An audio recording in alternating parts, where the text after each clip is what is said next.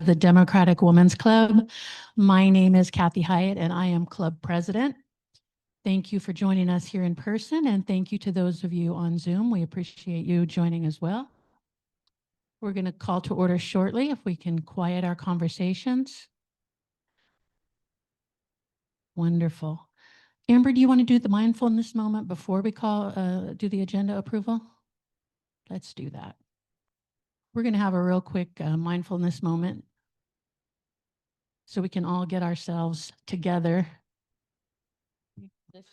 You need this space?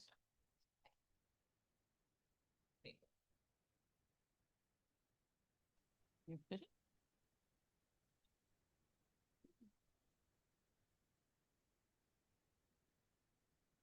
Hi, Jackson.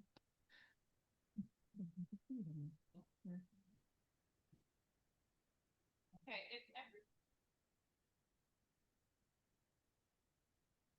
So I'm actually going to invite us to do just a slight bit of movement today to start off too. So I apologize to those of you who might be digging into dinner. I'm going to ask you to put your forks down and stand up for a moment. One of the things is because, you know, when you're in Japan, they prescribe foresting, which is basically going into the forest to cure depression. And we know that moving is good for our brains and our mental health. And so, particularly as women, the movements we're going to do today, I'm going to invite you to do every morning that you can remember, because they're also really great for our lymphatic drainage system. So keeping our internal systems flowing nice, and it's going to help too, like around the breast tissue and keeping that stuff strong and everything. So we're going to start with this little warm-up exercise. So just roll your shoulders back and forth a little. Just notice any tension you might be having. And then for about 30 seconds, we're just going to drop into our heels. And you're going to feel some of that tension kind of just dropping down the back of the collarbone, going down, releasing. You can go bigger or smaller, whatever it feels comfortable to you, but just dropping into those heels. Also, there's a band across the heel that relates to the sciatic nerve. So this can kind of help with hip pain and so forth as well. All right, and then the next one we're going to do is like the gym machine where you're doing this little back and forth. We're just going to do this back and forth. And it'll feel like you'll get tired after about 15 seconds if you don't do this regularly. If you do, you know, good for you. Keep it up. And then you can also add the heel drops here when you start to feel like you want to add a little more. So good for our cognitive health and brain function. All good things for the left and right side of our brain as well. So just feeling that kind of connection to our body, that mindful awareness. And so again, this is the one that's really good for strengthening your pectoral tissue, keeping those shoulders mobile. It's about to be pool season, right? Doing those things. And relax. All right, go ahead and have a seat. I appreciate you moving with me so very much. Yes. So that was just our little warm up and your homework. So remember, just check in, drop it out, and then flex. And if you're advanced, you can add that drop back in as well. All right, so the mindful moment today is really inspired by both big themes that are represented by the month of May. One of them being our Native Hawaiian, Pacific Islander, and Asian Heritage Month for the month of May, but also for mental health awareness. And both of those are actually really endearing to my heart and my community because my children are half Samoan. My mother rocked my world at 19 when she became a Buddhist, and I've been for 20 years practicing mindfulness and using yoga techniques and meditation and things like that within my business practice. So I have a personal connection in that way. And a lot of us might not take note that a lot of the mindfulness practices and so forth that we've moved through, while we might have removed the label of Buddhism or Hinduism, they come from a deep tradition in Asian cultures. So I want to honor that in our space today. I brought my Tibetan singing bowl, and we're also going to honor ourselves by doing the Ho'oponopono prayer. So if you've never heard of the Ho'oponopono prayer, it is a Hawaiian spirituality prayer that is used to facilitate forgiveness and create, you know, just a healthy awareness within ourselves about the maybe anger or frustration and things we might be carrying, and our ability to release that creates us a better working environment within us internally to create better community externally. So we're going to repeat this prayer 3 times. You can direct it towards an individual. Maybe you had an argument with a sibling or a spouse or a child or somebody this morning. You can direct it towards them. Maybe a coworker who just constantly gets on your nerves. You can direct it towards them. Maybe you've been a little mad at yourself. You know, it's okay. We can forgive ourselves too. So you can direct it to yourselves. Or you can just take it in a more macro sense and direct it to the community at large. So I invite you, and you can switch it up every time. It doesn't have to be the same for each one. So I want to do the bowl, and having the mic too is a little, yeah, thank you, Kathy. Here's that. Okay. So if everyone could just kind of come to the edge of your seat and bring your feet nice and flat to the floor, sitting up nice and tall. You can find a spot to focus on or allow the eyes to fall closed, whatever feels best to you. Take a big breath in and let it go. Big breath in. Let it go through the mouth. One more time. Big breath in. Out through the mouth with a sigh. Now just breathing regularly through the nose. You can either repeat after me or you can say it to yourself as we practice the prayer of Ho'oponopono. I'm sorry. I'm sorry. Please forgive me. Please forgive me. Thank you. Thank you. I love you. I love you. I'm sorry. Please forgive me. Thank you. I love you. One more time. I'm sorry. Please forgive me. Thank you. And I love you. Big breath in. Cleansing sigh out. Thank you for taking a mindful moment with me today. All right, that is our internal Vice President, Amber K. Nuatoa. Thank you so much, Amber, for that. And with that, I will call the meeting to order and entertain a motion to approve the agenda. Thank you, Jackson. Thank you very much. All in favor of approving the agenda, say aye. Any opposed? The agenda is approved. All right, we are going to start off the top of our meeting, as we always do, with candidate comments. If you are a candidate running for office, please make your way to the front, and we would love to hear from you. If it's your first time here, you get 2 minutes. If it's a subsequent time, you get 1 minute. So welcome, and here you go. So much. Thank you. Hello, my name is Gerald Borsico, member of the Fallbrook Democrats. And for the past 2 years, I've been a member of the GO team under Ross Pike. And we just won actually Club of the Year, which I'm very proud of. I'm running for Assembly to unseat Carl DeMaio. And for those of you who don't know me, I'm a 22-year retired Air Force veteran and the proud son of Haitian immigrants who fled Haiti in 1961 from an oppressive dictatorship. They were, rest their souls, proud union members and are some of the reasons why I'm running. Recently, I found out that California just got a promotion. We just became the 4th largest economy in the world. And that happened under Democratic leadership. And now it's no accident. That's the result of smart investment and innovation and investing in people. And that's what I believe in.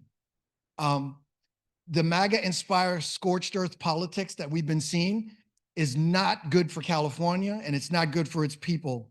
It's rolling back rights and targeting vulnerable communities. And one of the rights that I'm very, very interested in is making sure that women have the right to their own body.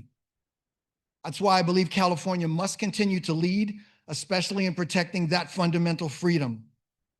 No one should have their rights stripped away by politicians pushing extreme agendas. And I also feel that there's not been enough discussion about the poor, the working poor and the barely middle class. And we need to actually start taxing the wealthy. Democrats have an opportunity, and these clubs here have an opportunity to change the narrative, to change how we look to the public. And we need to lead with courage and conviction. California deserves thoughtful, steady leadership that unites not divides. As a military veteran, I know real strength comes from working together. I'm committed to ending divisive politics, protecting our diverse communities, and ensuring California remains a beacon of opportunity for all, not just the wealthy few. Let's keep moving forward together. My name is Gerald Borsico, and I'm running for Assembly for the 75th District. I ask for your endorsement and support. Thank you. Thank you. And thank you for all that background. We appreciate you running. All right, Michelle, there's a cord here on the floor, so I want you to step over that.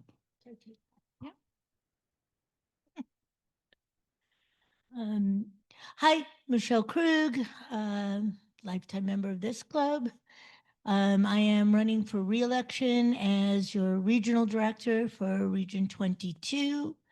I really appreciate, especially as people are getting more involved, the opportunity to walk people through and engage them and explain the confoundment of the Democratic Party, separating the local from the state, from the national.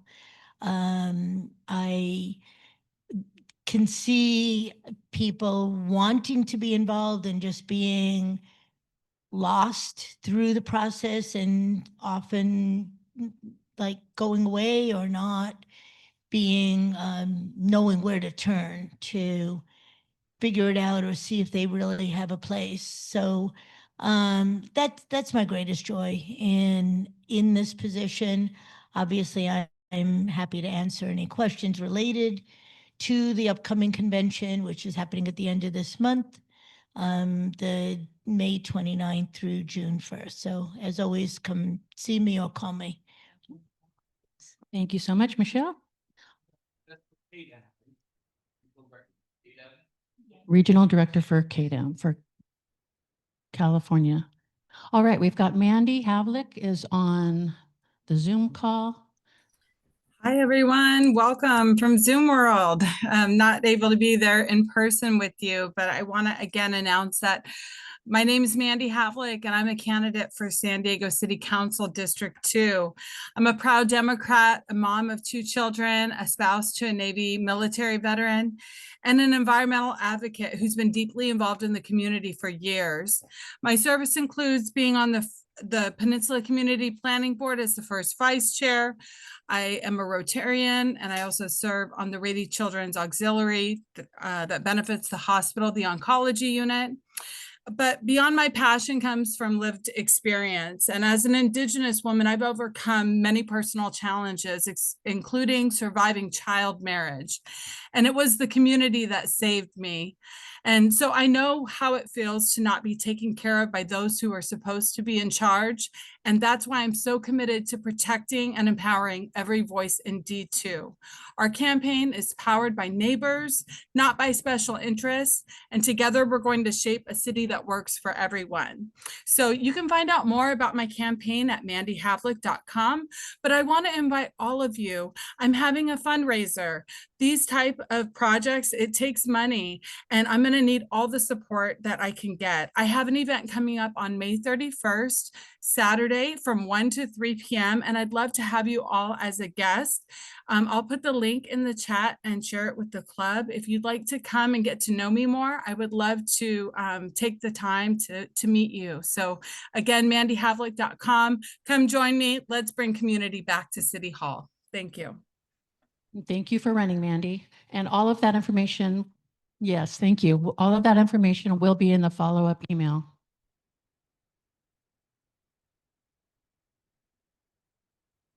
Okay, well, the fundraiser is at Angela Hawkins' house, who is a member of the club. Okay. Jackson. Do my best.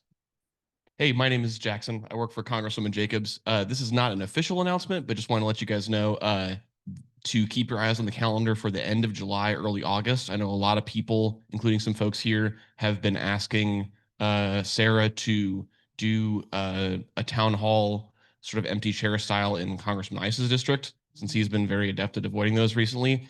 That's going to happen. It's not official yet, so keep it on the DL. But keep your calendars open. I think it'll be the end of August, or sorry, end of July or early August. So just want to let you guys know we're we're working on that because people ask me every day, and I'm excited about it. Awesome.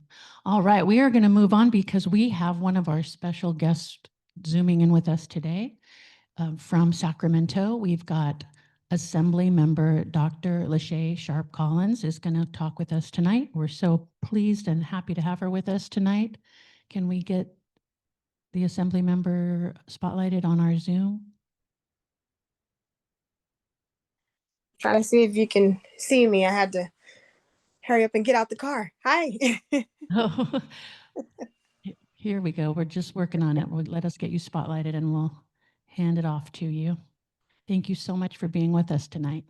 No, you're welcome. And you are good to go. Okay.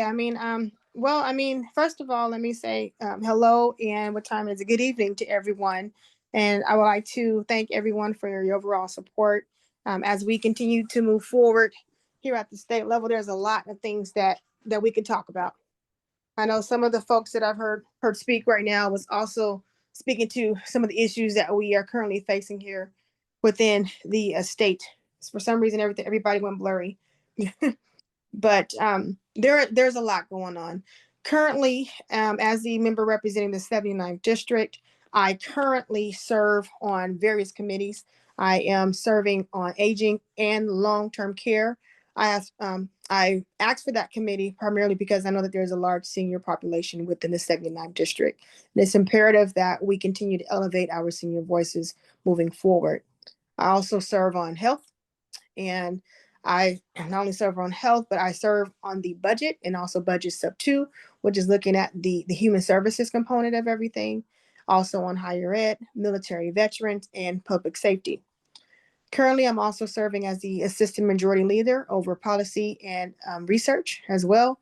And that gives me a whole other staff. And the purpose of that particular position, it has allowed me to elevate different types of conversations that I hear from you, but also from our third house, so from lobbyists, other organizations in regards to issues and/or concerns, or even some positives that we should continue to look, to take a deeper dive into as we prepare to draft legislation moving forward. I want to make sure that only myself, but also my actual colleagues have the opportunity to make an informed decision on different policies instead of just putting together something that could be killed or is not really going to have a real impact, especially considering the fact that we have a big affordability crisis here within the state of California. I've recently been assigned as the co-chair actually to address CalFresh on behalf of our speaker. And so it's going to be myself and also Assemblymember Bonta leading that overall conversation for the state in regards to how we can address the food insecurity, but also the agriculture concerns as well for farmers and et cetera, as we continue to move forward to make sure no one is struggling to have food put on their table. Currently, I have a bill package, and that bill package is titled the Working for Families Bill Package. I call it that because the bills that I have introduced, it's about 21 of them. The bills that I have introduced are bills based on the conversation that we have all had prior to me getting here, but also based on the current need that we currently see, based on, of course, the federal government and some of the budgetary issues and actual, and so forth. So I felt that it was important to pivot from things that I thought was going to be the top priority and make sure that the priorities in this bill package truly reflects our equal voice and our priorities and our needs. When I was on the path to get here, I've always said that I'm here for we and not me. And this package truly reflects the we.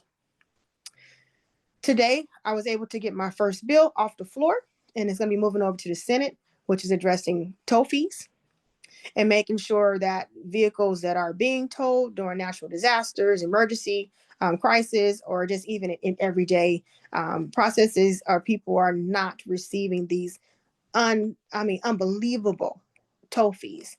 And so I've been able to get that one pushed off the floor today.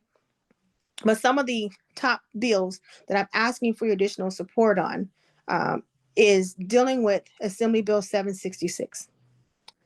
766 is our diversity, equity, inclusion, and access legislation. 766 is one of the Legislative Black Caucus top priority legislations. And what this bill is going to do is make sure that we are enshrining diversity, equity, inclusion, and access as a position across this entire state. as so many people are afraid and concerned about the federal government's attempts to remove DEIA. California is currently pushing back on that and saying, no, DEIA must stay here. We won't be California without DEIA. And so we're saying that all of our positions should be accordingly enshrined. And anything that's being pushed forward, as far as a budgetary analysis or any other program review or et cetera, should have a racial impact analysis done.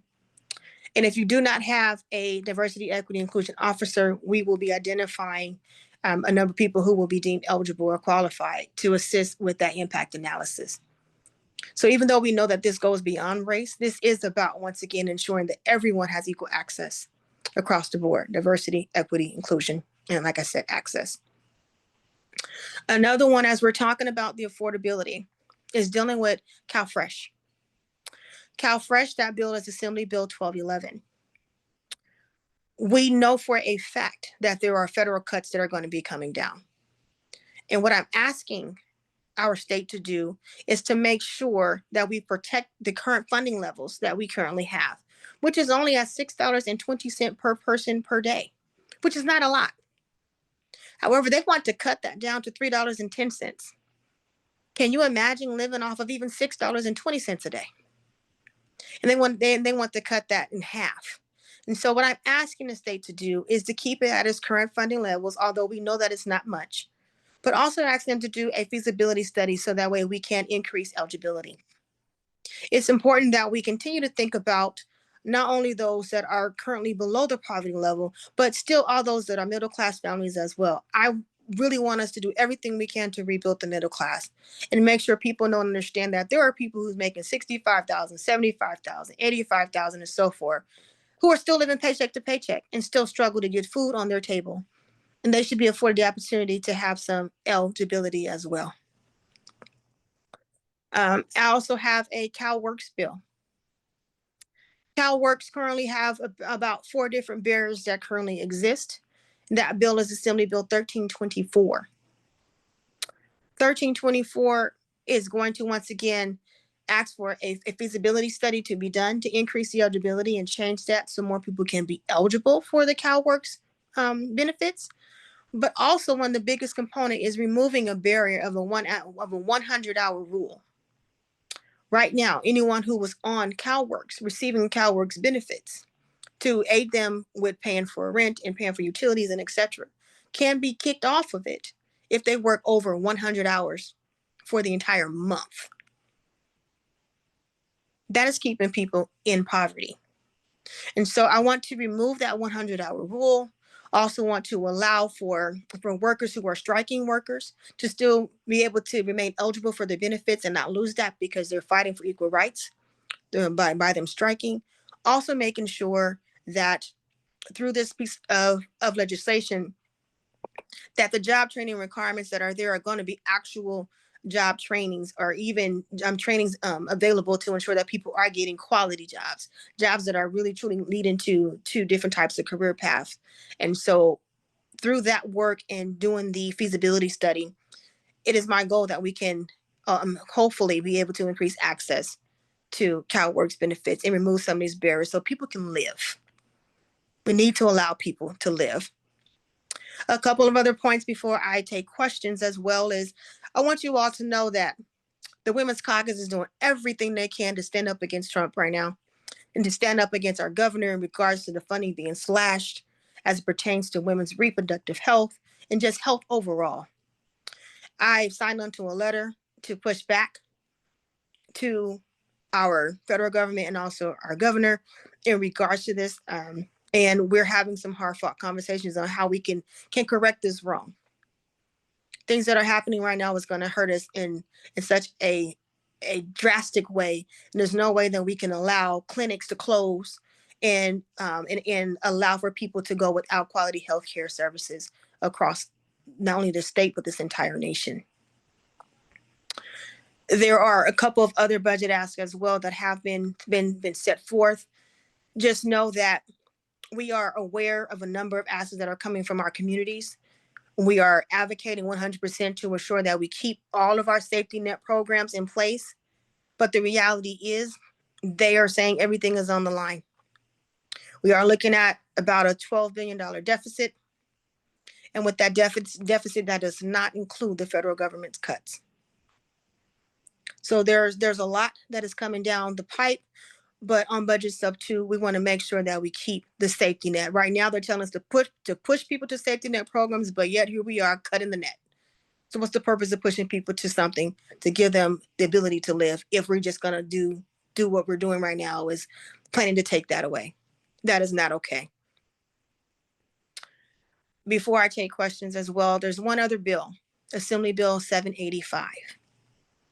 785 was for a community violence interdiction program grant.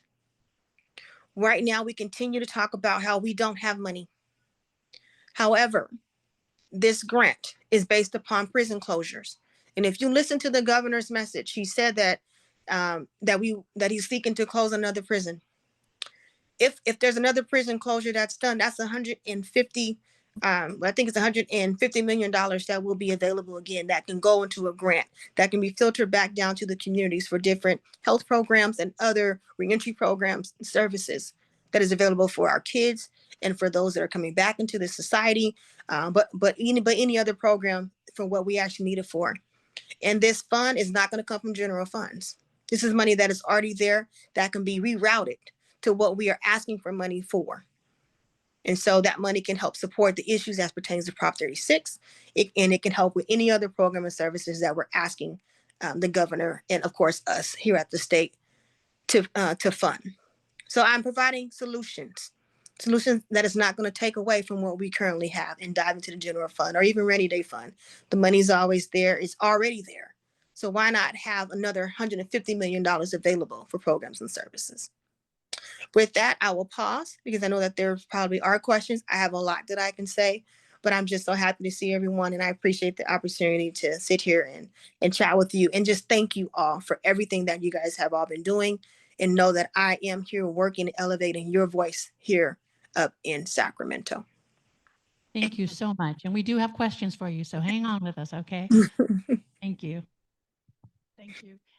Good evening, Assemblywomen. This is Lori Saldana with a question about, hi there, about AB 847 and how that's going forward with the, it's police reform. I think I have the number right, 847, on confidential records when, for community review boards of police officers. Mhm. I believe that's one of your bills. Yes, it is. Okay. And so I just thank you for working on, I agree that any prison savings should be funneled back into community service programs. And I'm curious how this police reform bill is moving forward. I know you're taking a lot of amendments on that. Thank you. So far, everything is coming along. The bill has been able to come out of appropriations. So we are looking to have the bill heard either on next Monday or next Thursday on the assembly floor. We have been able to pull a number of folks that are opposing the bill off, meaning some folks, so pretty much PORAC and others, and we've been able to get them and the ACLU and so many others to actually agree on how we can move forward with this, which is in my mind historical, to be able to have folks that are typically on the opposite side come together for the common good of what we know is right. So at this point, we are on the right track moving forward. We have gathered, to my knowledge, enough votes to be able to secure this on the floor when it comes up either on Monday or Thursday. So we are in a really good space to get this bill off the floor and over to the Senate. Would you mind quickly summarizing it for those of us that are unaware of that bill? It's just for the Police Oversight Commission, just to make sure that we are allowing material to be given to the Oversight Commission to make an adequate and the informed decision on different types of cases as we move forward. So right now, they don't have the paperwork to make informed decisions in regards to conduct and so forth. But in this instance, we're saying that we're going to give them that if it's something that's going to obviously aid in their ability to make an informed decision on next steps. Thank you. Mhm. Let's see who else has a question. All right. Let's go to Susan. You have a question from Zoom? Yes, Rachel Sullenberger has a question, and she's asking you, what are your views on Senate Bill 418, ensure equal access to care for all? Thank you, Rachel. I haven't had a chance to actually see that bill yet because they haven't come over to the Assembly side. But most definitely, as things are moving forward, I will be able to look at that and be able to provide my adequate opinion in regards to how we're going to move forward. But I can tell you that we do need to have care for all, 100%. So I just don't know the full context of that bill just yet because it hasn't come over to us. I'll just throw in one comment if you don't mind. This is the one where it's putting specific language that is included in the discrimination considerations or what we can't discriminate against. It's adding sex characteristics such as intersex traits, pregnancy, and gender identity as protected status. So, okay. Thank you. I have friends in the LBGT community here in San Diego, so this is an important one for everyone, but especially For everyone. Yeah, Thank you. Sounds like it. You're welcome. So just know that I am 100%. Thank you very much. Appreciate that. So. All right, we have another question in the room. Thank you, Dr. LaShea Collins. I want to really thank you for being out in the community. The town hall I got to attend, I know you did another one last week. Being here on Zoom, all of that makes such a difference in us actually having a connection. So I appreciate that. I appreciate that you were one of the first people to sign on to the Assembly Joint Resolution pushing the federal government to secure our Social Security and Medicare. That's so important. And how can we help around the diversity and inclusion bill? I think you said it was 877, because I would like to, if there's people I should call, I would like to do that. Okay. Thank you so much, Michelle. And I really appreciate all of your support. You have been showing up and showing out. Okay. Thank you. Assembly Bill 766. So ways to support. Let me back up here. I have 21 bills that were introduced this cycle. And out of that, 19 of them went over to appropriations. I've gotten 2 of those out, so I still have more. Friday is the appropriations deadline. That's the last day. So we have a fight in our hands to get at least half of the other 17 remaining bills out of appropriation. They are in appropriations because of the actual dollar sign. So 766 is one of those, 785. All the ones that I mentioned today are in appropriations.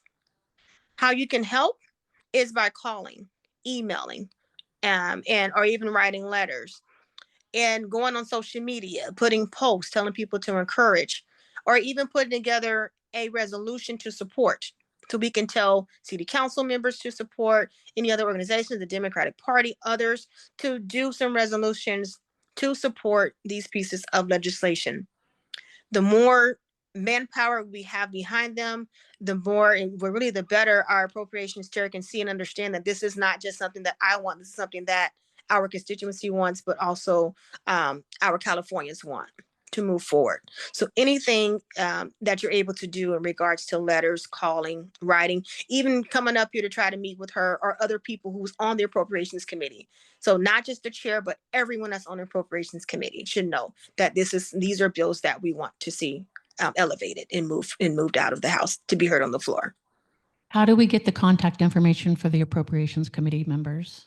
So all of that is actually located on the assembly.gov website. So you can click on the committee listing and then go to appropriations. It will have every single member's name listed, and then you can contact them directly. They also have the committee consultants emails there for you to send any letters directly to the appropriations committee. And then that way they're able to log it in as support and or opposition for different pieces of legislation that we either want out or not. Great. I will link that in our follow-up email. We have another question. Okay. Hello, it's Gerald Borsico, Assembly District 75 candidate. Hi. Wanted to know, do we know what prisons are going to be on the chopping block? No. Do we? No, we don't know. Okay, just curious. All right, thank you. No, you're welcome. You're welcome. All right, we don't want to hold you too long. Do we have any other questions before we let the assembly member go for tonight? Dr. Sharp Collins, we really appreciate you taking the time, and I know you're so busy and you probably still have more meetings to go to tonight. So thank you very much for being with us. You're welcome. Thank you so much for having me, and I look forward to connecting with everyone when I'm physically back in Sacramento. I'm back in San Diego. See, I'm like Sacramento, Lord, back in San Diego. So I look forward to everyone's support on my bills, but just know that I am here with you. We are serving in this position together. Once again, this is not about me. This is we. So thank you guys. Thank you. Enjoy your evening. All right, you too. Thank you. Bye. Bye-bye. All right. So Dr. Sharp Collins is the assembly member for District 79. We also have the assembly member from District 77. We have Dr. Darshana Patel. I'm sorry, 76. Correct. We had 77 last month. Sorry. Hello, Dr. Patel. Welcome. Thank you for having me here. And thank you to those who are joining via Zoom, as well as those in the room. It's been quite a busy day today. We had assembly floor session, as well as we have a health committee, the budget sub one that's ongoing right now. I have stepped out to come speak with you today. It's a special budget sub one. We're in a period of time where we're looking very closely at the governor's May revise. And what that means is we have a series of budget hearings that we're allowing public input at, so that we can make sure we know how to strategically push back against the things we don't agree with and lift up the things that we are okay with. And it's a tough budget year, so there's not a lot of that we're okay with. So lots of hearings we're having in the next week or so. Just so you guys know what committees I'm on, I have been fortunate to have earned your support in the election, and that has given me this opportunity to serve in the state assembly. The speaker has taken incredible interest in making sure that I'm able to serve where my strengths are. So I'm the first assembly member who has asked for and received committee appointments on all 3 education committees. I let him know that this was very important to me so that I could see the vertical integration of our policies and the money that helps implement our policies. So I'm on the Education Policy Committee that serves K through 12, as well as the Higher Education Policy Committee and the Budget Committee for Health. That means I'm also on the General Budget Committee, and I can participate in any of the Budget Committee hearings. I'm on Rules Committee, which is an interesting strategic place. We get to know what's going on before most of the rest of the crew gets to know, and we get a chance to weigh in on whether bills are heard or not.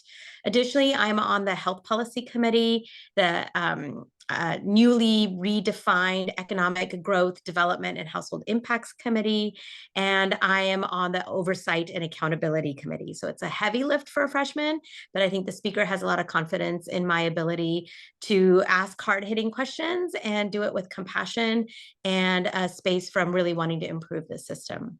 So those are the committees I'm on.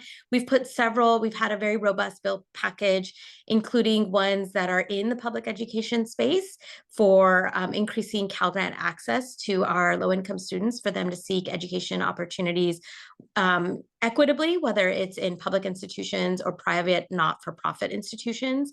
We don't want to hold our students back who get an opportunity to attend universities like Stanford or Harvey Mudd or any of the other privates that are nonprofit. We want them to have an equitable opportunity to access those universities. We're also looking at updating the library standards. They haven't been updated for public schools since, I think it's like 13 years now. And in that time, we've had a increase in access to online content, active disinformation on that online content, as well as artificial intelligence. And we need to support our certificated librarians in the guidelines and rules around how we allow students to access online information. So we're looking at improving library standards. One of my really critical pieces of legislation has to do with Palomar Healthcare District. What we're seeing in Palomar Healthcare District, for those who are either part of that healthcare district or paying attention to healthcare in general, is we have a healthcare district that is technically not in distress because the hospitals are seismically sound. but is experiencing extreme economic hardship. They've actually defaulted on a bond payment, and that has raised the attention of not only the state treasurer's office, but our assembly budget chair. And so what we're trying to do is just provide a little bit of a but bridge loan extension so that they get time to get their finances together and pay that back so that they don't actually enter into bankruptcy. So those of you who have sought healthcare at Palomar Hospital may have known some of the challenges that they're facing. However, the reality is it's the largest public healthcare district in California. It serves 850,000 people across the north part of the county. 80% of the patients are Medi-Cal. So they serve some of the most marginalized community members that we have in North County. And as far as maternity wards go, it is the only public healthcare maternity ward in North County at this moment. The only other one is a Kaiser hospital, and they do not take non-Kaiser patients. So it's really critical that we help Palomar Healthcare District get back on its feet. I am actively working on getting the healthcare district CEOs in the region together to see what we can do to make sure that public healthcare remains viable in North County. We're also looking at legislation to help with firefighters and having really safe PPE, upgrading building construction standards for residential and housing, for battery storage, and a whole host of other things, including helping communities stay safe by closing a loophole on public threats. I am happy to answer any questions. It is literally a chaotic time in Sacramento. We are hearing all the bills come through the floor session, robust debate on the floor, and really tough budget issues, budget decisions ahead of us. But happy to answer any questions for those of you who have Thank you. Let's see if we curiosities. have any questions in the room for you. And we've got one right here. Hi, Dr. Patel. This is Hello. Dr. Brenda Miller. I work at Palomar Health, and we're very concerned about the financial distress that Palomar Health is in. And Yep. we truly don't understand why they borrowed the money from UCSD. And yet there's still, what benefit did that do for them? So there are several things going on with their budget challenges. They have many budget challenges. They're layered and complex, as I'm sure you know as an employee there. Some of it has to do with the construction of the hospital that was really built in excess of its capacity. So there are challenges there. There are challenges with paying back some of the other loans. They actually, from the latest reporting, they have something like 11 days cash on hand for payroll. So there are many layered, distressing challenges they're facing. Some of it they're tying back to COVID and excessive challenges due to COVID, but some of it really is, I think, more troubling than that, and we haven't quite gotten to the bottom of it. But we continue to dig, and part of the bridge loan extension that we're negotiating with the advice of the state treasurer's office, so Fiona Ma's office, is to include strings attached with that bridge loan extension should they agree to accept that extension and not file for bankruptcy. They will have to implement public accountability and transparency regulations, which frankly, they should be doing as a public healthcare district, but somehow not all of those audit reports seem to be accessible publicly. So we're working at, it's complex. It's a strategy to keep them open, but we really want to bring them back in line with a high level of accountability and transparency. And we're hoping we can do that. It's literally the only maternity ward for about 1 million patients in North County. Hi, Dr. Patel. Elaine Lee. Nice to see you again. Good to see you.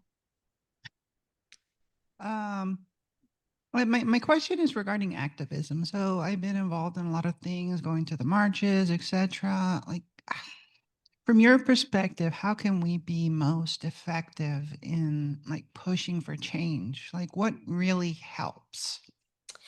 You know, that is a very fantastic question, because I have shifted from the activist part of my trajectory into the legislator side of my trajectory. And I've been talking to some people about activism. And I think everyone has a role to play. And for the legislator, for the policymaker, you have a woman sitting next to you who I have known for many years through PTA days.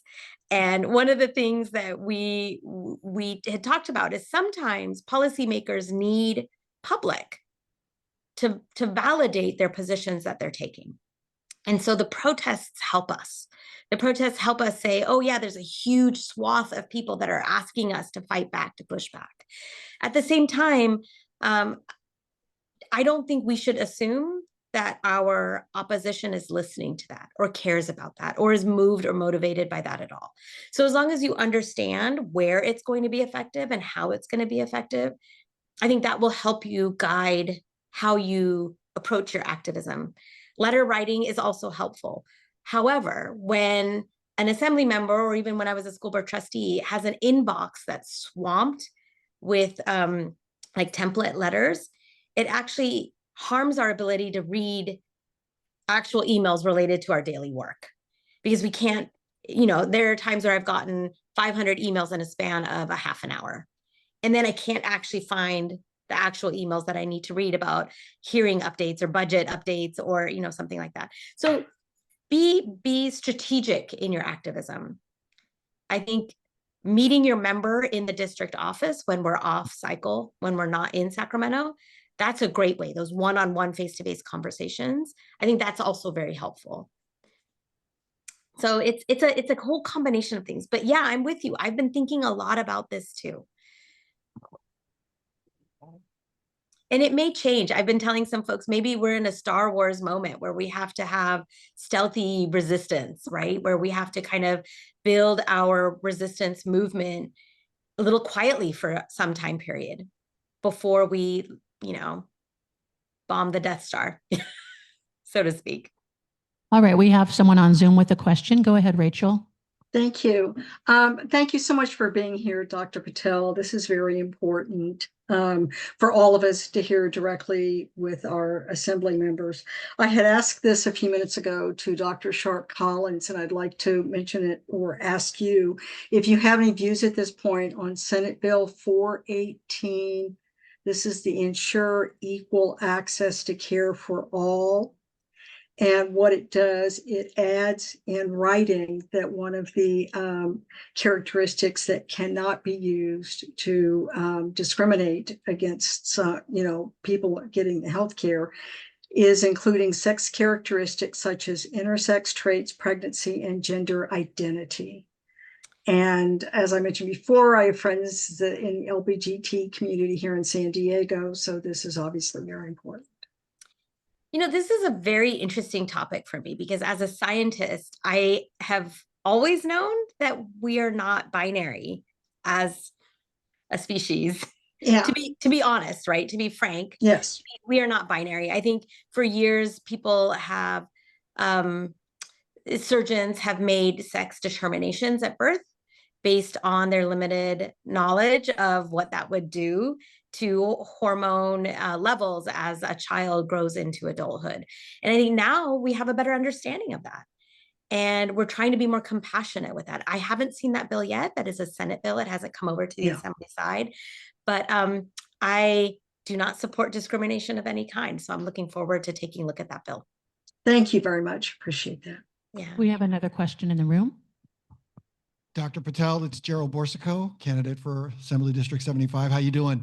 I'm doing well. Good, good. I'm looking forward to changing colleagues from that district. Yes, that would be a great thing.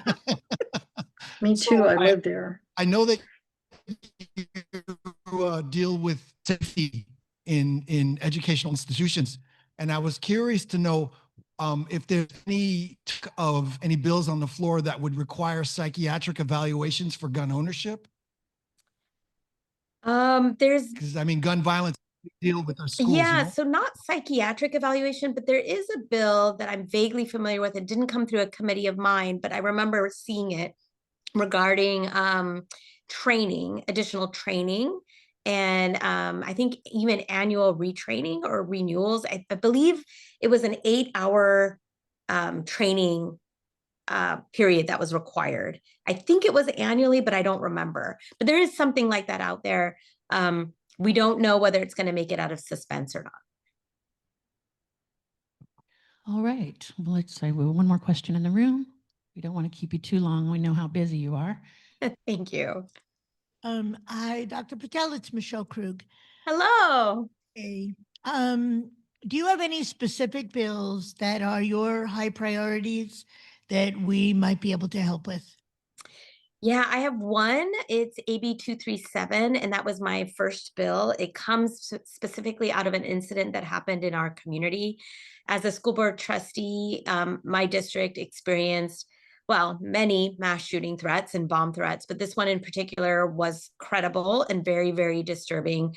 We had an individual put out something like 350 emails saying they were going to shoot up Shoal Creek Elementary School. He specifically named the elementary school. He lived in that community. It was a credible threat. He had a weapon. He had maps of the school. He was experiencing PTSD from being a veteran, and he expressed a gripe against the children at the school.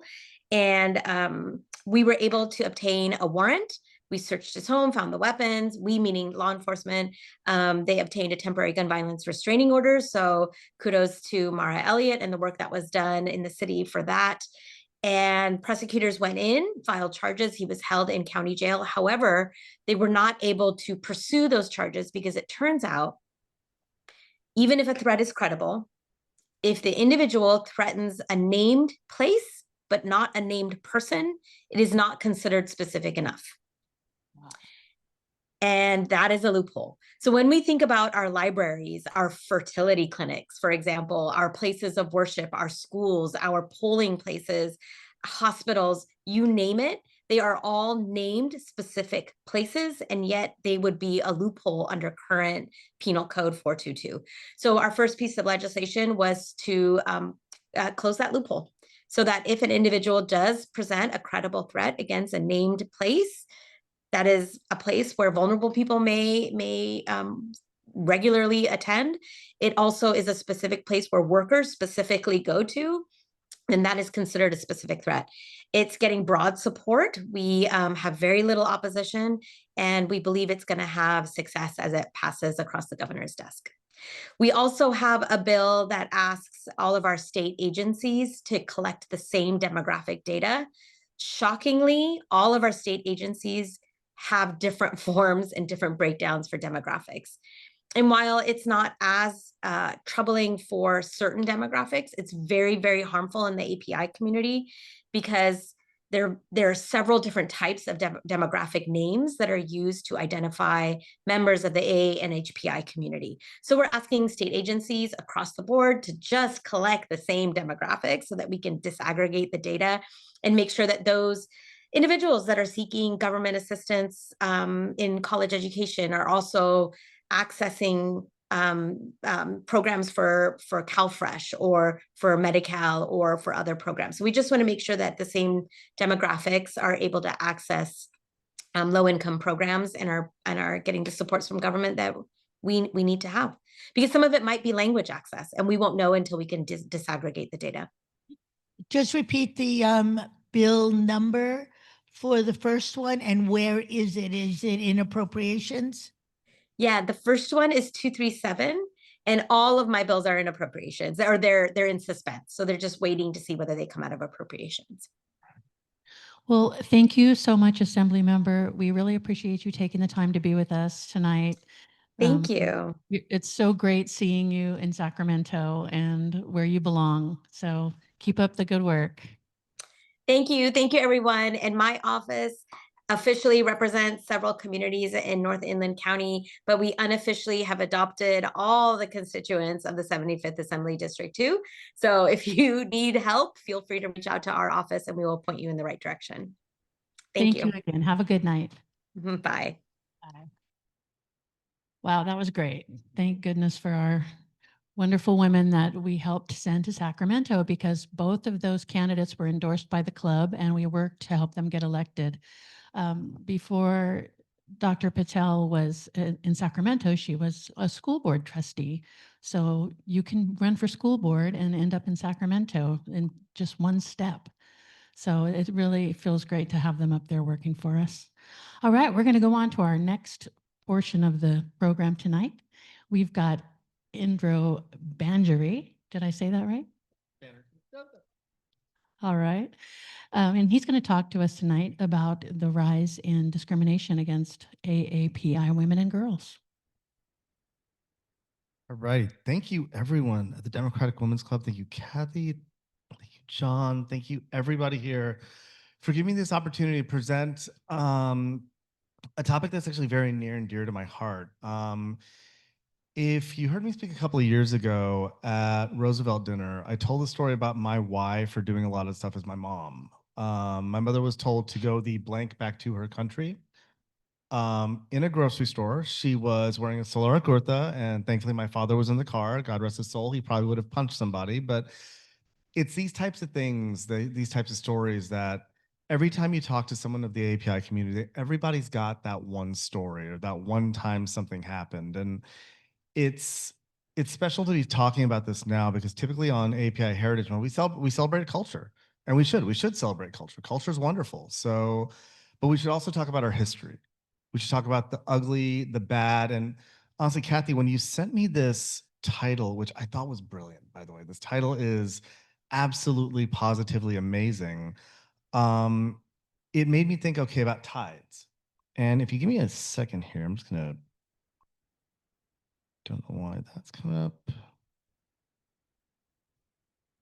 One sec here, there we go. Share my screen.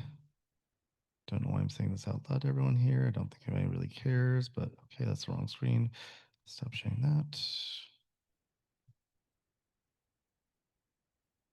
You would think I don't do this professionally, which I do. Again, don't know why I'm saying this out loud. Okay, here we go. All right. By the way, I'm going to attack this with a little bit of humor, mostly because if I don't laugh at this and if I don't make some inappropriate, idiotic jokes, I'm going to scream and put my head through a wall. So apologize for that in advance. So, okay, so, hey, John, is this going to show the whole screen here? I'm going to stop. Okay, there we go. Is this okay for everyone to see the screen like this? Okay, beautiful. So today what we're going to be talking about is a combination, and I consider this a collaboration between the API Democratic Club and the Democratic Women's Club to really address the rise in violence and discrimination against Asian American Pacific Islander women and girls. What I'm going to be talking about today is how we got here, where we are, and what we can do. I am not an ethnic studies major in any way, shape, or form. But what I am is a molecular biologist. And so I tend to see this the same way as we all should see hate and violence, is that it's a disease. But with most diseases, you should attack it one of three ways. First, you should figure out what the physiology is. So what are the parameters that we're looking at? The second thing is, where are we? So how did we, or where are we? So how do we get here? Where are we? That sort of situation. And then, think about physiology and think about treatment. What can we do? How can we as Democrats, servant leaders, people who go into our community and volunteer our time, how can we improve this situation? And the majority of this stuff is going to come from two sources. And again, I tend to attack this with that scientific mind. Dr. Patel, I loved working on her campaign and helping her out because we think a lot alike in terms of we think about this from a scientific state. So a lot of times you'll see on the bottom here a little bit of an eye chart, and those are my source citations. Kathy, I'm happy to share the slides with you so you can send around the club. Please, there's going to be slides that I highlight where I would love for you to go read the paper, read the literature. The thing is, most of the stuff is going to come from this white paper published by Stop API Hate and NAPWF on the rising tide of violence and discrimination against API women and girls, and from places like Stop API Hate. So I'm going to cite them a lot. The other thing I'm going to point out just in terms of housekeeping is there's going to be quotes here, and I'm not going to read all of them just because it's really heartbreaking to see. But what I want to do is point out that these are people's stories. These are the stories of people going to stores, going to their workplace, going to school, going to places that we take for granted as safe spots. Me going to my job, that's a safe spot. I go, do my job, come home, hang out with the dog. Or I'm walking my dog in the park. This is when that safe spot is taken away. And so here I'll read this one is, I was waiting in line at a fast food restaurant. A woman started screaming at me. She got inches from my face and said, she can't wait until Trump deports me like he promised. She physically shoved me, so I left the restaurant. Woman, Korean, California. So you're going to see a lot of that. But again, I'm hopefully at the end of this, I'm going to give you some tools that you can take back into your work that you can use to help combat this kind of hate. And I left this little highlighted portion here. Tides rise and fall, and but the water is always here. So what you're going to see when we take a step back, and the reason why I put a lot of the history here is you're going to see that the tides come in and leave of this attack on AAPI women and girls. But the water is always going to be sitting there somehow. So it's always going to be there under the surface. So how do we work with that and help people out? And again, I'm hoping at the end of this, you get some tools in your toolkit to go help some folks out. I will be happy to, Michelle. Absolutely happy to do, Michelle. And Michelle, I'm happy to sit down with you and go through slide by slide on this one. No, happy to do it. Always happy to do it. So we're going to start out looking at demographics and history. So let's look at the parameters of what this means. This is like jumping out of a plane where you're at 30,000, 10,000, 5,000 foot view. And first we're going to determine, or first we're going to say, what does it mean to be AAPI, or where did this term come from? This really came from 1968 from University of California, Berkeley graduate students, Emma Gee and Yuchi Ichikawa, who, by the way, later married and lived and had a wonderful, happy life together for like 40 plus years. So it's actually kind of a sweet thing. But these were two activists at Berkeley in the 60s, and they saw this increased visibility of people of Asian descent coming into the US. 65 is going to be a key number here, but in 68, they saw a lot of people coming over from places like Vietnam, India, et cetera. And they were looking at this through the lens of the Black Power movement, the American Indian movement, the anti-war movements, and they wanted a term that defined who they were. So they saw this opportunity and they came up with the term of the Asian American Political Alliance, or AAPA, and this is believed to be the first instance of the use of the term Asian American. So this term isn't fairly novel. It's only been about 60 plus years. But here you can see the first term of Asian American. There have been other terms like Asiatic, et cetera, but I wanted to point this out here because 68 or 65 was a key moment when the Immigration Act our immigration law changed, and we allowed people from Asian American descent to come to the US. Now, sorry.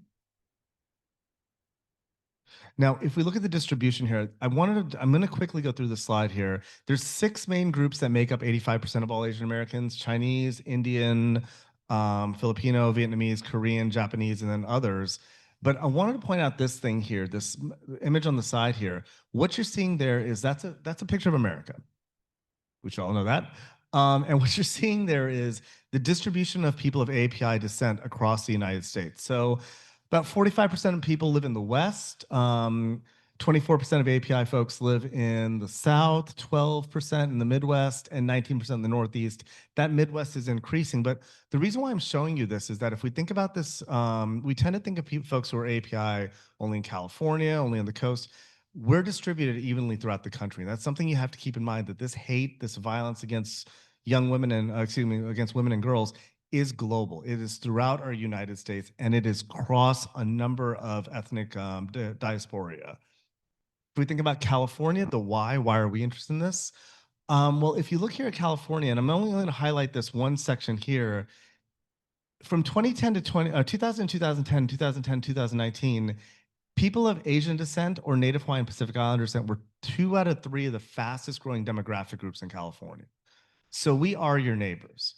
We are the people who work with you we go to work, we come home, and this is the why here. We're Democrats. We're political people, and politics is about representing the people who are in our communities.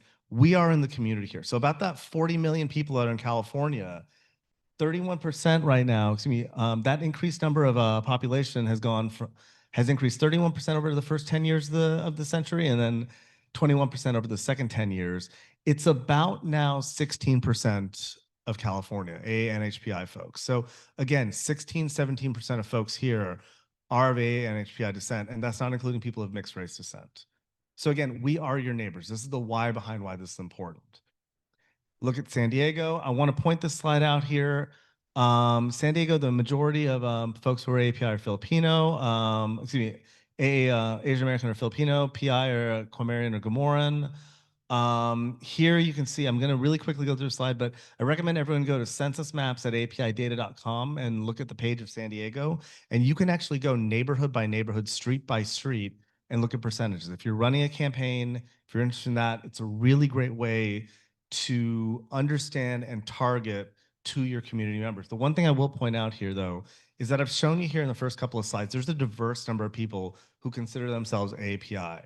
But Professor Erica Lee said something that there's great diversity within the AAPI community, but experience with anti-Asian racism, both past and present, unite us. And what I'm going to show you in the next couple of slides is that this type of racism against women, against girls, it's systemic and pervasive. This isn't something that's just popped up since the pandemic. So I want you to highlight that because it means something. It means something as we go through these, go through this journey together. So API women and systemic racism, how we got here and where we are. So most of us are used to these headlines coming up. Trump, I'm not going to say that. Virus tweet helped lead to a rise in anti-Asian Twitter content. There were 3,800 anti-Asian racist incidents, mostly against women in the past year. That's from, I believe, a 2021, 2022 headline. We all remember the Atlanta shooting, the legacy of misogyny and racism against Asian women, this hypersexualization of Asian women, and this individual who decided to walk in and perform a mass shooting. We've highlighted stories like elderly Filipino women who were attacked on San Diego trolleys, Indian students whose death in the U.S. community, death in the U.S., how those were just kind of brushed aside. There was a young Indian woman in Seattle who was hit by a police car. When they pulled the recording from that police car, you heard some horrific things. And again, I'm not going to repeat that because it's just terrible. But if you look at these headlines here, bless you. If you look at these headlines here, what this will tell you is that from these data and from this information is that this is a relatively new thing. You can conclude, okay, these stories are here. This is something new. We've got more things recently. South Asian hate surges with President Harris and Usha Vance. Usha Vance being the wife of J.D. Vance on presidential ticket, or the spouse of a presidential candidate.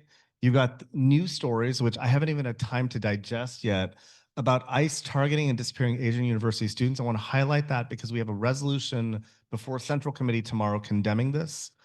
Several of us have signed on, and if you're on Central Committee tomorrow, I hope you vote for that. We, in the past week, had an Asian American professor who teaches the history of racism attacked in a possible hate crime.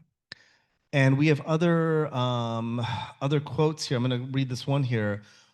Was depositing mail into a mailbox and I was approached by a middle-aged woman who accused me of stealing mail. She also told me to go back to China. This is a woman of multi-Asian descent in the West. This was a data point collected by Stop AAPI Hate. So again, if you read these headlines, if you just look at the surface here, you're thinking that the tide's coming in. You're thinking that we're here in this moment fighting back against AAPI hate. But again, I'm going to show you that this is systemic and pervasive. So most of you have seen this slide before if you've ever heard me talk about this, but this is a pretty busy slide here. I'm going to walk through it here. These data come from a wonderful book by Erica Lee called The Making of Asian America. Again, that's Erica Lee, The Making of Asian America. It's a history book. Again, I would take if you get a chance, get this at your independent bookstore. It is a wonderful book. But what Erica Lee does is she breaks down this different legislation and how we can see that this hate against AAPI folks, AA and HPI folks, is baked into what our country's fabric is. And we start with the Naturalization Act of 1790, where on March 26th it was determined by Congress that to naturalize to the United States, you had to be a free white person of good character, which implied that Native Americans, indentured servants, enslaved people, free Africans, Pacific Islanders, and non-Asian white Asians could not. That was implied. You then had the Naturalization Act of 1870 on July 14th. Aliens being of free white persons and aliens of African nativity and persons of African descent could naturalize to the U.S. So again, there was implied that Native Americans, indentured servants, enslaved people, and folks of the AAPI diasporas could not naturalize to the U.S. Where this gets held is the Page Act of 1875. This prohibited the entry of Chinese women into the US. This is the first instance that I could find in my reading of API women being attacked. So again, this idea that the tide comes in, the tide goes out, the tide comes in, the tide goes out. But in 1875, the Congress passed the Page Act, which prohibited the entry of Chinese women. Now, what does this mean? This means that Chinese men could come into the US, but Chinese women were not allowed. The assumption that was used in the public was that women coming from Asia were engaging in prostitution and drugs. Again, fear-mongering that we see today, we saw back then. And this prohibited really formation of families. So we wanted that labor. We wanted that Chinese male labor to build our railroads, mine our mines, et cetera. But we didn't want them to come here and have families. We didn't want those folks to come in and be entrenched in our communities. Sounds a little bit like Project 2025, if you ask me. That then expanded to the Chinese Exclusion Act of 1822, which said, heretofore no state court of the United States shall admit Chinese citizenship in laws that conflict with this act are hereby repealed. This banned an entire race of people coming to the US and naturalizing. 1882, excuse me, 1882. 1882, I'm sorry. Yes, correct. It was 1875 was the Page Act, which banned Chinese women. That was expanded to the Chinese Exclusion Act of 1882, which banned all Chinese folks of Chinese descent. It was the first act that banned people based off race in the United States. And then this was expanded to the Filipino communities in 1902. So again, they did tweak this out, but they tweaked it to expand more people.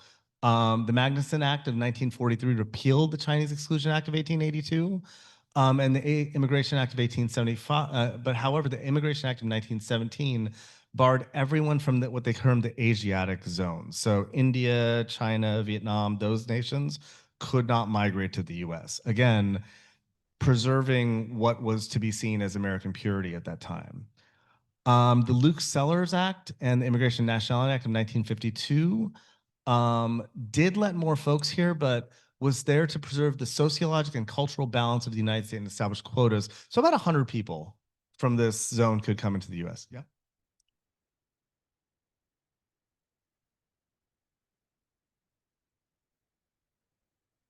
That he was a farmer from Mexico coming up to the United States through the Bracero program. And he would explain to me that when the Braceros were being, told to leave, that's when they brought in the Filipinos. So you're saying in 1952, though, this was in the 40s. So they brought people over for labor. Right. But they didn't allow them to naturalize. Well, obviously they didn't let them, but this is a story he would tell me. He was in his 80s, and he would tell me the story that literally the Mexican woman would come to work and they would feed the Filipinos, and the Filipinos would be in different camps, and Asians from the Mexicans. And so Cesar Chavez even pointed this out, and he said that the Filipinos were very clean, that the Asians were always taking a shower, and Mexicans were greasers back then. They would put grease in their hair, and they were very much in the sense of that's why they would humiliate them by cutting their hair.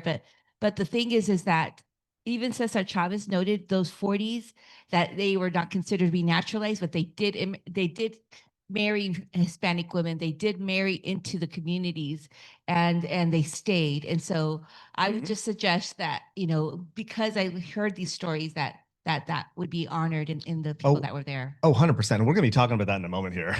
And again, what we see is the systemic pervasive racism built into our laws, built into this blocking of people establishing families, which leads to violence against women and girls of API descent. Now, all of this, by the way, came to a head in 1965, the Immigration Act of 1965, which you remember 1968 we talked about. So you wanted to make a more inclusive immigration regulation. And this came on the heels of the Civil Rights Act, but it still maintained some country limits. And even today, and I always want to say this, the H-1B visa system to getting a green card, for some folks, that's a 150-year wait. So we still experience this today. It still goes after women and girls. It still goes after people of API descent. But again, I'm showing you all of this here specifically to impress that this is, again, systemic and pervasive. This tide comes in, this tide goes out. I won't go through this in detail here, but we do talk. I do want to point out that, historically, in addition to legislation, we have hate incidents and massacres against people of API descent. The Chinese Massacre of 1871, the Roxbury Massacre of 1885, the Watsonville riots that were driven where American Filipino farm workers, Filipino men, were dancing with white women. And in Stockton, San Francisco, and San Jose, 300 white rioters rioted and killed a man named Fermin Tobera. 7 men were convicted of rioting, but no one received either probation or jail. You had the Dot Busters of 1987 to 1993. I point this out because right now we have a officially list of 58 hate incidents.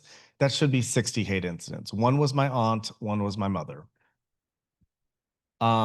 These Dot Busters felt that the increase of Indian people, especially Indian women, in New Jersey was a major issue. So they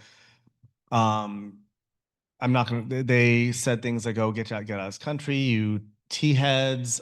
They murdered a man named Navroz Modi, beat Kashul Sahan, etc.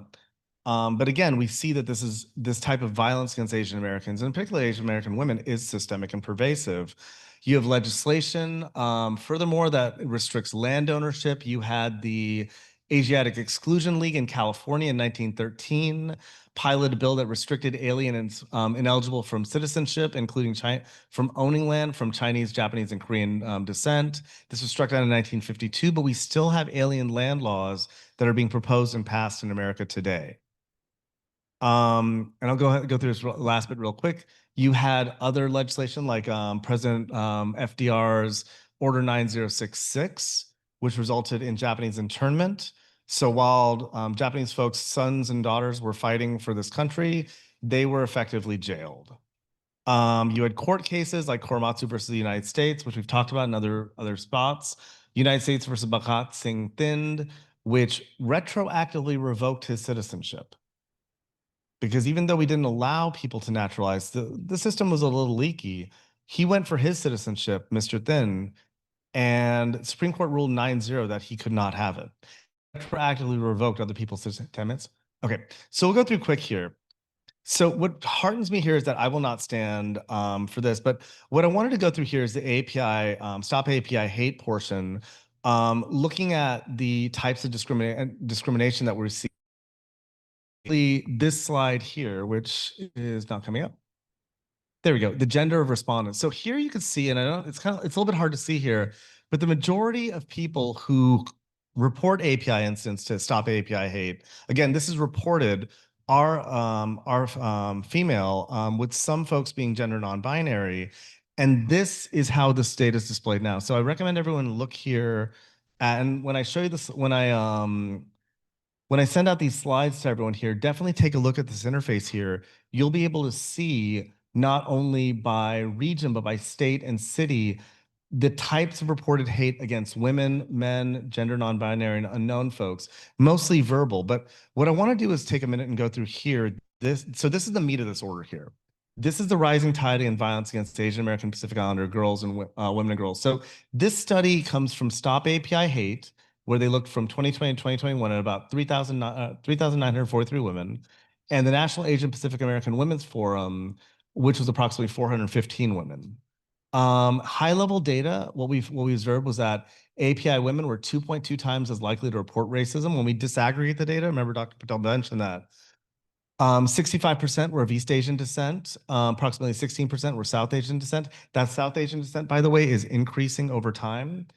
And then there were some folks who were multi-ethnic, multiracial, but here you can see currently the state of API hate against women and girls. When we break that down a little further, you see the types of hate and violence against these women. So the majority of it being verbal harassment, name calling, then avoidance shunning. Avoidance shunning meaning like just not interacting with the person, shunning that person in your daily life. Physical assault, which is about 9.2% for East Asian, 6.6% for South Asian. Again, that's increasing over time. Online is another major growing problem, workplace discrimination, vandalism, graffiti, etc. here. And here you see two stories here, which I'm going to read one. I was verbally assaulted at the bus station when a random woman told me that she will beat me up, and when I didn't respond, She claimed that she will follow me home and that I should be a scared immigrant B-word. She continued to follow me until I took out my phone and assumed I was calling 911. This is an Indian woman in the eastern portion of the United States.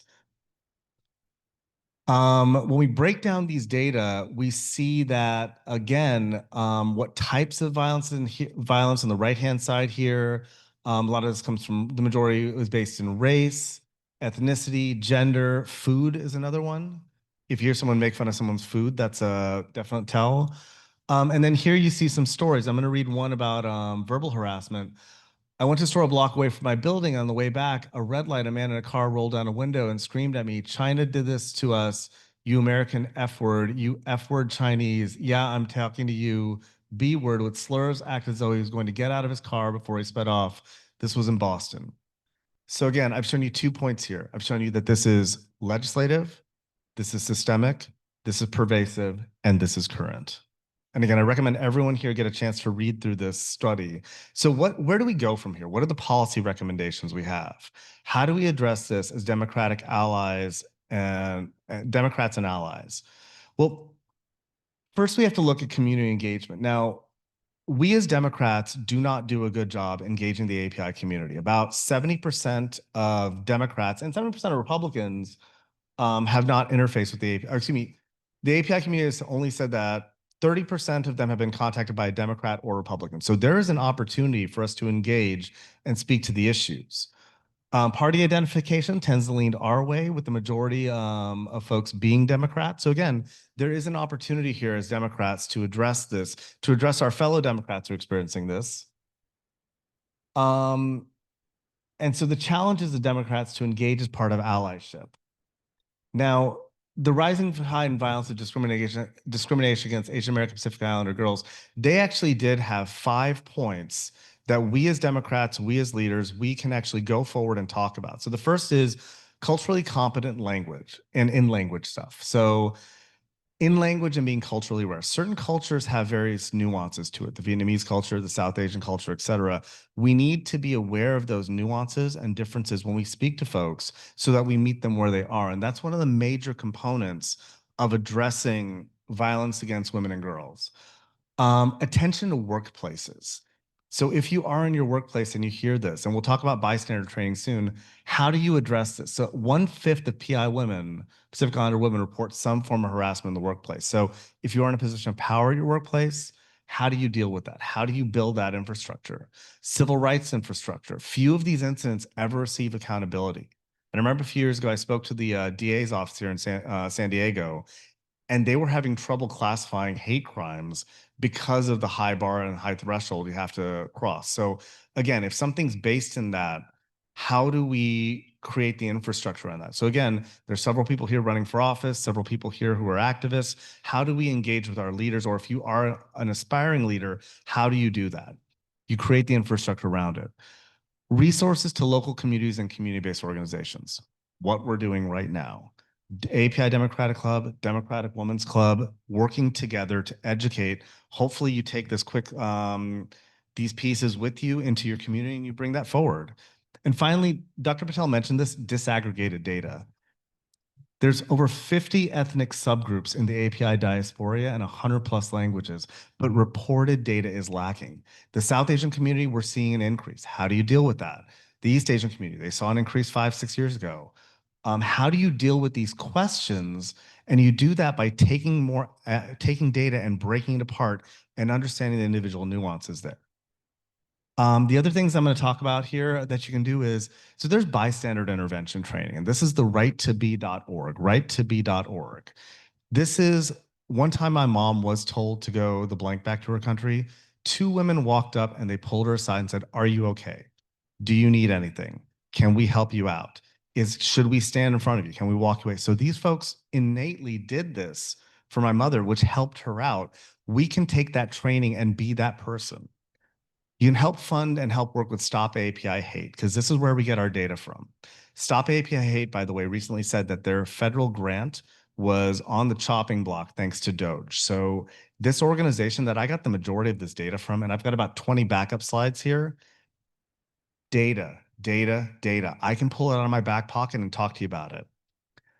Oppose alien land laws because they're just horrible. people should be able to live free in the country that we live in. That also includes immigration, supporting immigration access, et cetera, and then support AAPI candidates. And I put some lines here, and these are things that have been said to various AAPI candidates that are in our San Diego community. And these were actually said by people in San Diego who are in our party. First, are you serious?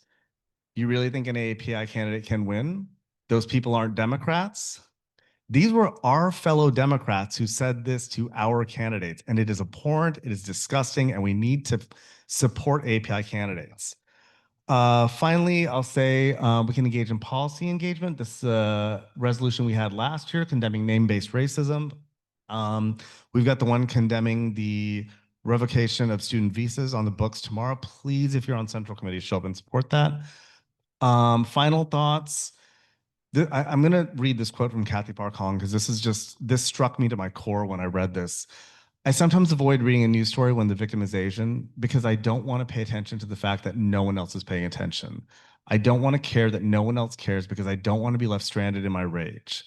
Kathy Park Hong, in her book Minor Feelings, writes of several incidents of violence and hate that she as a Korean woman have experienced. I don't want that ever to be the case again.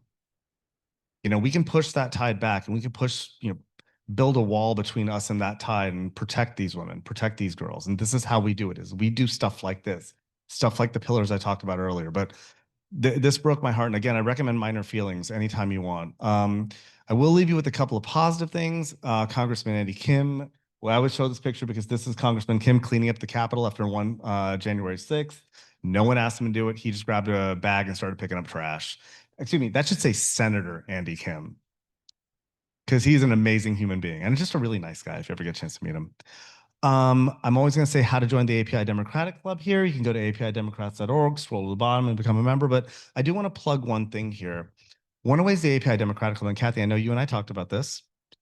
We're going to be having our second annual panel on AAPI women in politics. I haven't announced it yet because I want to see if I can finagle some people from a convention, maybe get Betty Yee, maybe get some of the big names out here. But it's going to be a panel of AAPI women telling their stories authentically about how they've dealt with the political milieu, how they've dealt with politics, how they dealt with the party, et cetera. Democratic Women's Club has kindly agreed to co-sponsor, so y'all are going to be there. Y'all going to be invited. Again, we want to uplift these voices. I've shown you some, I've only had about 20 minutes here, 30 minutes here to tell you about this. This could go on for a couple of hours, but the take-home message is this. Number one, this stuff is systemic and pervasive. It's been going on since the founding of this country. Number two, it's targeted women since the founding of this country and target their ability to live their best lives with the freedom that they deserve. And number three, while the tide comes in and out, we can work against it. We can fight against it. So again, I thank you all for this during Heritage Month. Again, thank you so much. I can answer questions. Sure. Didn't know much time. Sorry. I'm sorry I went over a little bit over time. I apologize. And don't worry about the slides because we can send these out. Absolutely. I'll give you this We right. send an email out. We have time for just a couple questions because we do have a lot more business to do tonight. Hi, thank you for your presentation. My name is Catherine Heck. I work on a representative survey of people having babies in California called the Maternal and Infant Health Assessment, MIHA.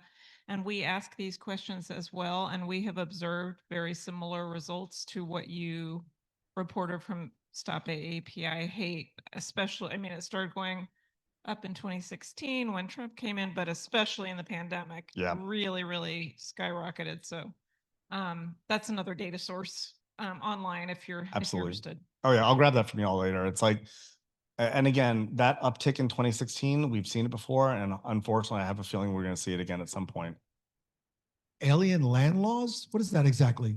So what these are laws that prevent folks from owning land in certain regions or owning land outright. So yeah, so say for example, there was pretty much, yeah. That's actually a better way of putting it. I'm gonna steal that.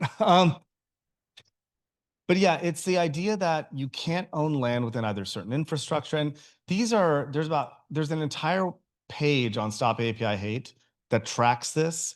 I was shocked to see that there were a couple being proposed in California that said that anyone of Chinese descent could not own farmland in the state. And they're always kind of cloaked in this national security kind of nonsense. But actually, yeah, it's cloaked in that. But I once drew a circle around if the law in Florida had been passed here in San Diego around not owning land from certain critical infrastructure if you were of Chinese descent, there's a tiny sliver along the 52 that's about 20 houses that someone from China could own.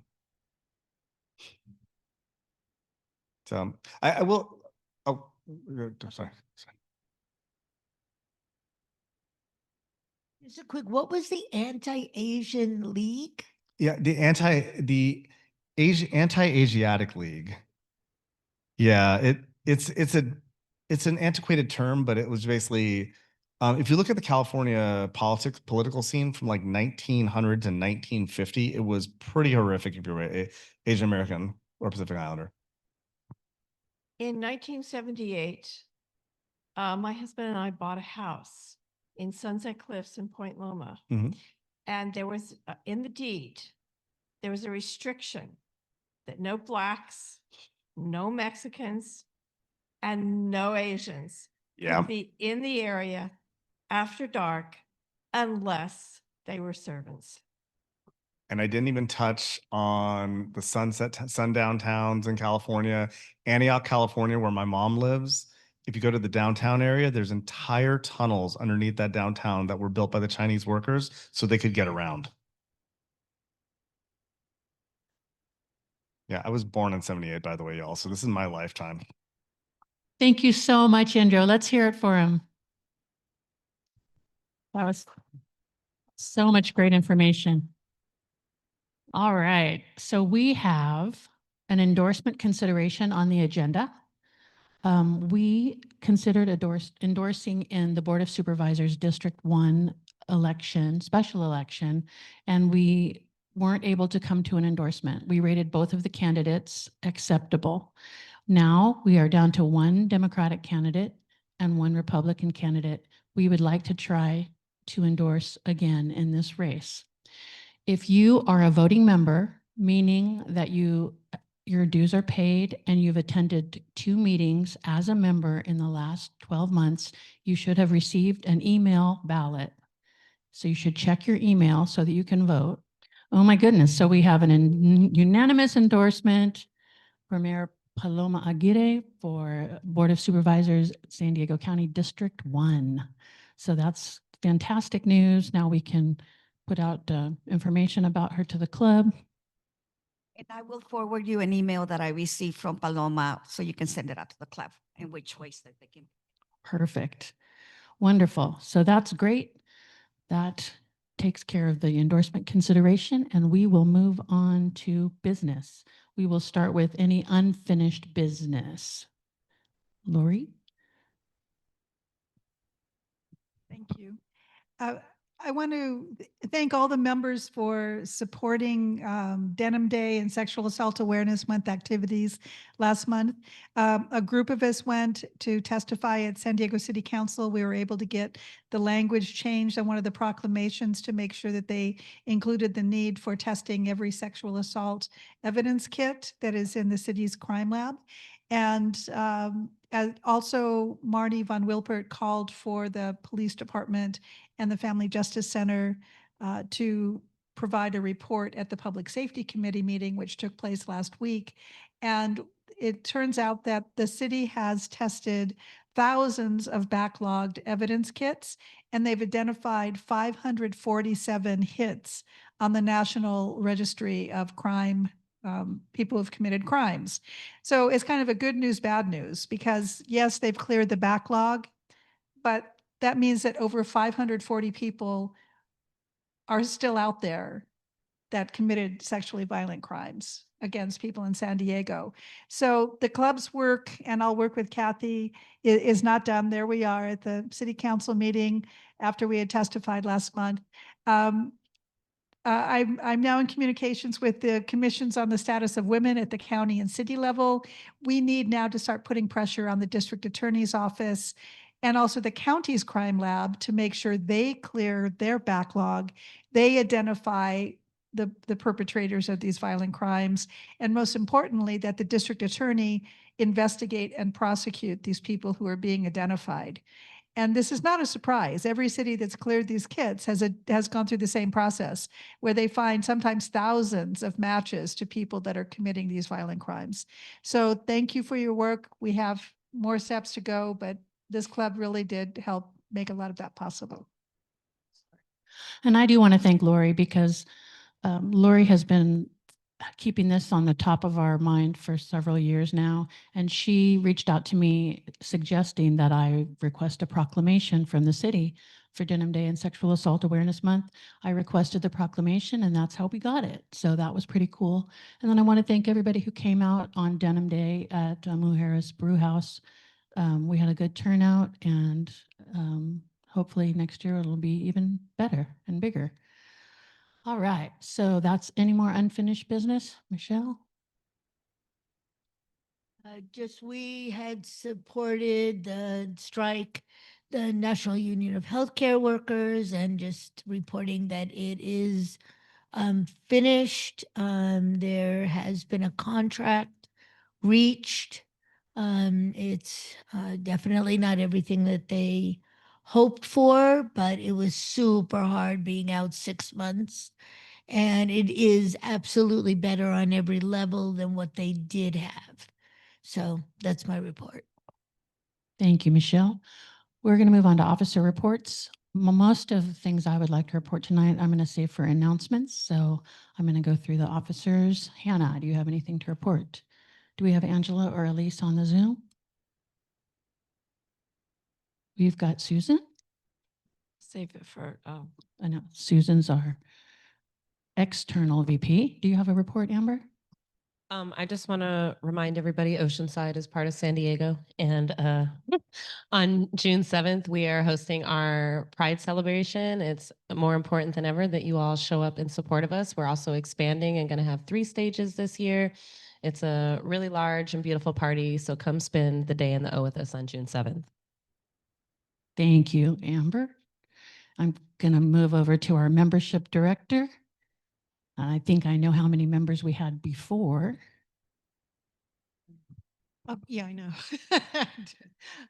Yes, we have 102 members now. People are continuing to join. I think, the defeat in the presidential election, fortunately, has not resulted in a lack of enthusiasm for Democratic victory. And remember to sign in when you get here. Sometimes people walk in and start chatting. If you don't sign in, we don't know how to count your attendance towards voting requirements. Okay, the treasurer's report is currently we have $2,671 in the account. Thank you, Beatrice, our treasurer. All right, so I think that moves us on to, did I forget anybody? Okay, perfect. We're going to move on to announcements, and that's what I'm going to give my announcements instead of a president's report. I have a few things.